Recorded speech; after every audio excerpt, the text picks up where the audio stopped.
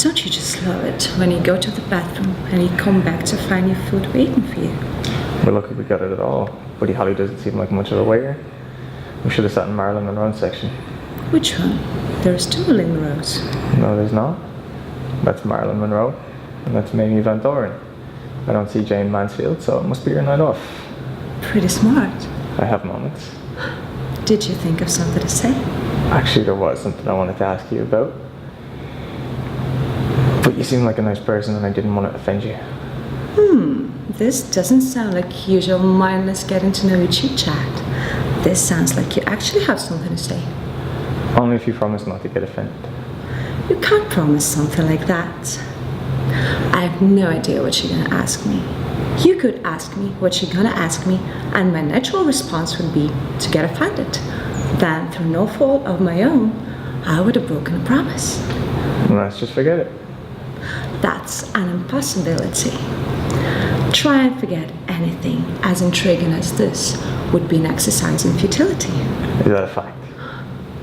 Besides, isn't it more exciting when you don't have permission? What do you think about what happened to Antoine? Who's Antoine? Tony Rocky Horror. He fell out of a window. That's one way of saying it. Another way is he was thrown out. Another way is he was thrown out by Marcellus. Another way he was thrown out of a window by Marcellus because of you. Is that a fact? No, it's not. It's just what I heard. Who told you? They Talk a lot, don't they? They certainly do. Don't be shy, Vince. What else did they say? Let me help you, Bashful. Did it involve the F word? No, they just said Rocky Horror gave you a foot massage. And? No, and that's it. And you believed it? At the time I was told, it seemed reasonable. Marcellus throwing Tony Rocky Horror out of a 4-story window for giving me foot massage seemed reasonable? No, it seemed excessive. That doesn't mean it didn't happen. I heard Marcellus is very protective of you. A husband being protective of his wife is one thing.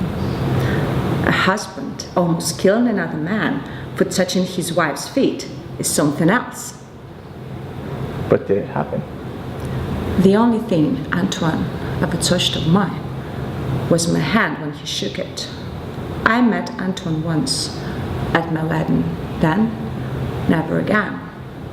The truth is, nobody knows why Marcellus threw Tony out of that window except Marcellus and Tony. But when you little scamps get together, you're worse than a sewing circle.